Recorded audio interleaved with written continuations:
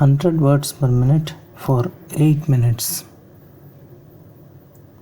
10 seconds more.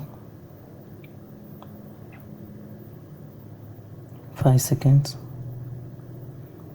Start.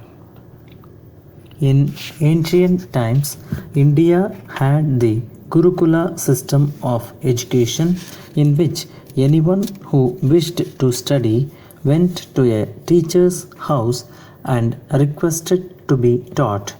If accepted as a student by the Guru, he would then stay at the Guru's place and help in all activities at home. This not only created a strong tie between the teacher and the student, but also taught the student everything about running a house. The Guru taught everything the child wanted to learn, from Sanskrit to the Holy Scriptures and from mathematics to metaphysics.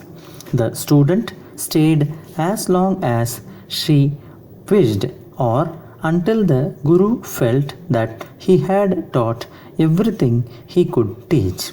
All learning was closely linked to nature and to life and not confined to memorizing some information. The modern school system was brought to India, including the English language, originally by Lord Macaulay in the 1830s. The curriculum was confined to modern subjects such as science and mathematics, and subjects like metaphysics and philosophy were considered unnecessary. Teaching was confined to classrooms, and the link with nature was broken, as also the close relationship between the teacher and the student.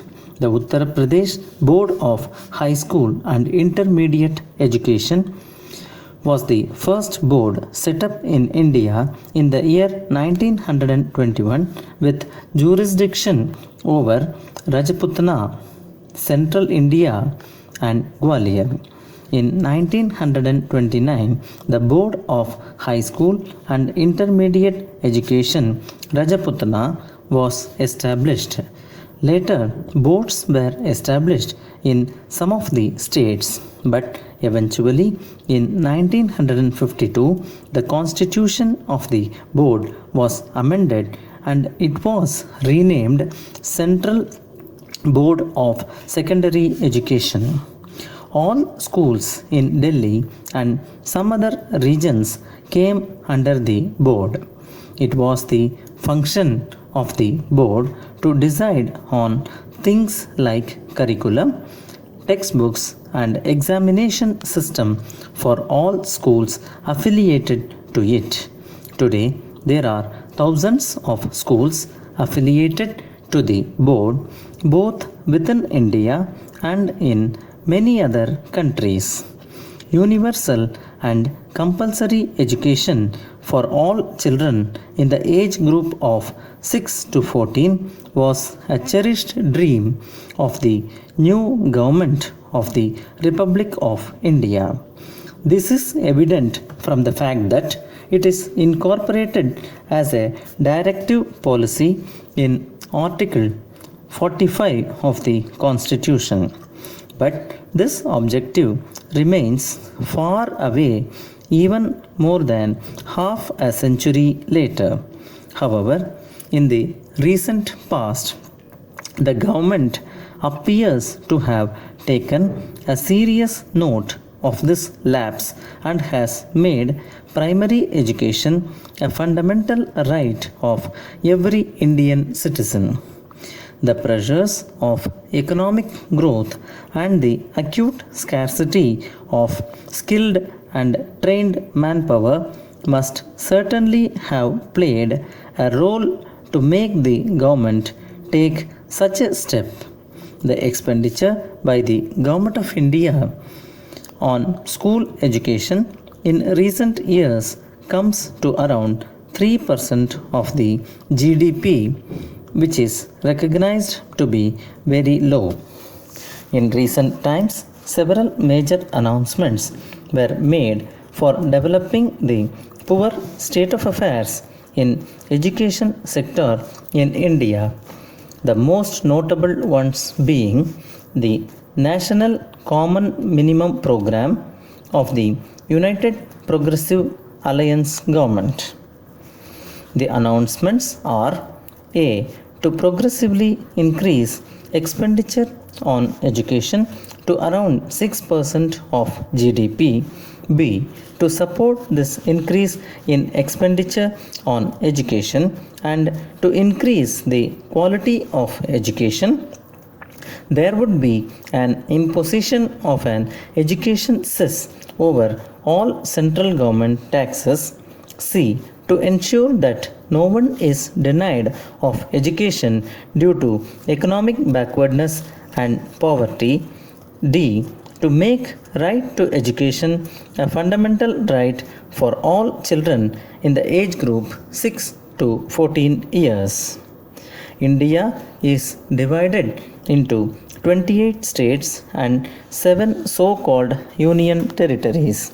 The states have their own elected governments, while the union territories are ruled directly by the Government of India, with the President of India appointing an administrator for each union territory.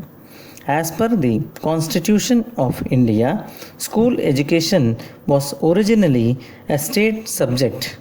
That is, the states had complete authority on deciding policies and implementing them. The role of the Government of India was limited to coordination and deciding on the standards of higher education. This was changed with a constitutional amendment in 1976 so that education now comes in the so-called concurrent list. That is, school education policies and programs are suggested at the national level by the Government of India, though the state governments have a lot of freedom in implementing programs. Policies are announced at the national level periodically. The Central Advisory Board of Education, set up in 1935, continues to play a lead role in the evolution and monitoring of educational policies and programs. There is a national organization that plays a key role in developing policies and programs called the National Council for Educational Research and Training that prepares a national curriculum framework. Each state has its counterpart called the State Council for Educational Research and Training. These are the bodies that essentially propose educational strategies, curricula, pedagogical schemes, and evaluation methodologies to the state's departments of education.